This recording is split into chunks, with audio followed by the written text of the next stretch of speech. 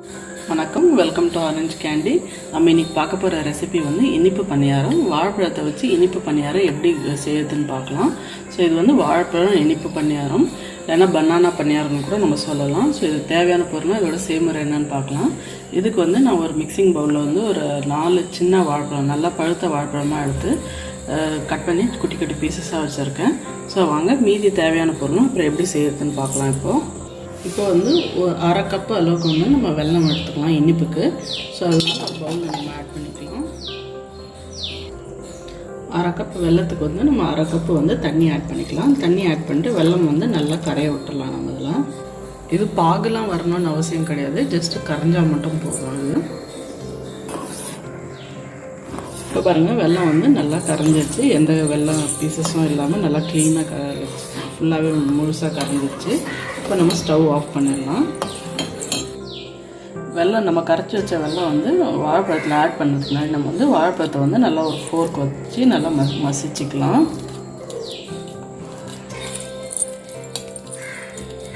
இப்போ பாருங்கள், நம்ம வாழைப்பழத்தை வந்து நல்லா மசிச்சாச்சு. இந்த ஸ்டேஜில் வந்து நம்ம கரைச்சி வச்சுருக்க வெல்லத்தை வந்து ஒரு ஃபில்டர் பண்ணி நம்ம வந்து ஆட் பண்ணிக்கலாம்.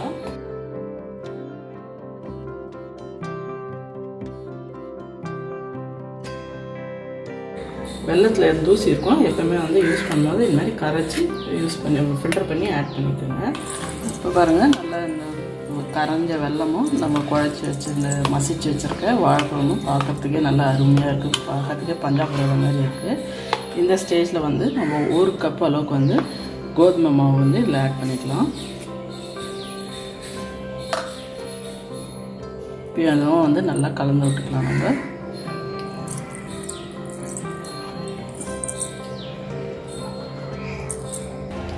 இது கூட வந்து 2 டேபிள் ஸ்பூன் அளவுக்கு வந்து பொடியாக நறுக்குனா தேங்காய் ஆட் பண்ணிக்கலாம். இது வந்து நம்ம சாப்பிடும்போது சாப்பிடும்போது நடுவில் டேஸ்ட் வந்து நல்லா சூப்பராக இருக்கும்.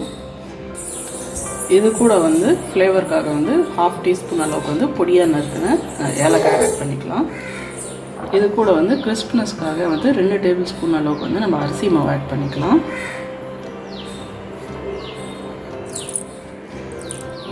இது எல்லாமே வந்து நம்ம கரைச்சி வச்சுருக்க வெள்ளை தண்ணியோட சேர்த்து நல்லா கலந்து விட்டுக்கலாம். கலந்து விட்டதுக்கப்புறமா கூட வந்து நம்மளுக்கு தண்ணி வந்து பத்தலை. ஸோ இப்போ வந்து நம்ம கொஞ்சம் கொஞ்சமாக குடிக்கிற தண்ணி வந்து ப்ளெயின் வாட்டர் வந்து ஆட் பண்ணி நல்லா கெட்டியாக இட்லி மாவு பதத்துக்கு வந்து நல்லா கரைச்சிக்கலாம். தண்ணி ஒரே அடியாக ஊற்றாதீங்க, கொஞ்சம் கொஞ்சமாக ஊற்றி கரைச்சி பாருங்கள் ஃபஸ்ட்டு. இப்போ பாருங்கள், நல்லா வந்து இட்லி மாவு பதத்துக்கு வந்து நம்ம கரைச்சி எடுத்தாச்சு. இது கூட வந்து 1/4 டீஸ்பூன் அளவுக்கு வந்து நம்ம குக்கிங் சோடா இல்லைன்னா ஆப்ப சோடா ஆட் பண்ணிக்கலாம். ஆட் பண்ணிட்டு இது நல்லா மிக்ஸ் பண்ணி விட்டுடலாம். இப்போ வந்து நம்ம ஒரு பணியார சட்டியில் வந்து ஒரு 1/2 ஸ்பூன் அளவுக்கு எண்ணெய் விட்டுக்கலாம். நீங்கள் வேணால் இந்த ரெசிபிக்கு நெய் கூட விட்டுக்கலாம், நல்லா கொஞ்சம் ரிச்சாக இருக்கும். இப்போ எண்ணெய் விட்டதுக்கப்புறமா நம்ம வந்து ஒரு கரண்டி வச்சு ஒரு 3/4 குழி அளவுக்கு வந்து மாவு ஊற்றிக்கலாம். ஃபுல்லாக ஊற்றாதீங்க, எப்படியோ ரைஸ் ஆகிடும். அப்புறம்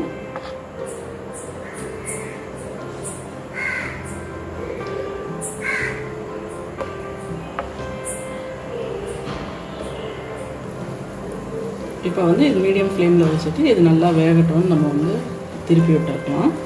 பாருங்கள், நம்ம பணியாரம் வந்து நல்லா சென்டரில் கூட வந்து நல்லா ரேஸ் ஆகிடுச்சு. இப்போ வந்து நம்ம திருப்பி விட்டுக்கலாம். இதுக்கு வந்து நீங்கள் இந்த மாதிரி ஒரு குச்சியோ பணியார குச்சியோ இல்லைனா ஒரு ஸ்பூன் எது உங்களுக்கு வாட்டமாக இருக்கோ அதை வச்சு திருப்பிக்கலாம். இல்லைனா ஒரு ஸ்பூன் வச்சு கூட நீங்கள் வந்து எது உங்களுக்கு கன்வீனியண்ட்டாக இருக்கோ அதை வச்சு திருப்பிக்கலாம். இன்னொரு பக்கமும் வந்து நல்லா அது வந்து கோல்டன் ப்ரௌன் கலராக வச்சு நம்ம வந்து வேக வச்சுக்கலாம். இதே மாதிரி வந்து நம்ம மீதி உள்ள பணியாரமும் திருப்பி விட்டுக்கலாம். இப்போ பாருங்கள், நம்ம எல்லா பணியாரத்தையும் வந்து நல்லா திருப்பியாச்சு. நம்ம வெல்லம் போட்டதால் வந்து நம்மளுக்கு கலர் வந்து நல்லா சூப்பராக டார்க்காக வந்திருக்கு நல்லா. இப்போ இன்னொரு சைடும் வந்து நல்லா வேகட்டும், நம்ம வந்து எடுத்துடலாம். இப்போ பாருங்கள், இன்னொரு சைடும் வந்து நல்லா வெந்துருச்சு, நல்லா ஈவனாக கலர் வந்துருச்சு, சூப்பராக இருக்குது நம்ம வாழைப்பழம் பணியாரம். வாங்க இது வந்து எடுத்து நம்ம ஒரு பிளேட்டில் வச்சு சர்வ் பண்ணிடலாம்.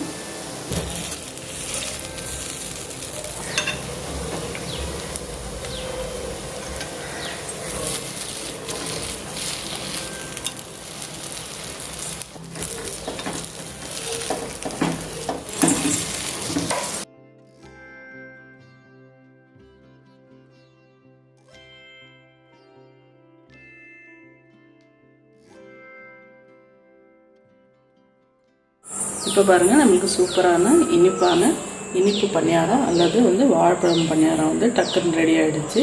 குழந்தைங்களாம் நல்லா விரும்பி சாப்பிடக்கூடிய ஸ்நாக் இது. கண்டிப்பாக ட்ரை பண்ணி பாருங்கள், உங்களுக்கும் பிடிக்கும்னு நினைக்கிறேன். ட்ரை பண்ணி பார்த்துட்டு எப்படி இருந்துச்சுன்னு வந்து கீழே கமெண்ட் செக்ஷனில் சொல்லுங்கள். அப்புறம் இந்த வீடியோ உங்களுக்கு பிடிச்சிருந்தா லைக் பண்ணுங்கள், ஷேர் பண்ணுங்கள்.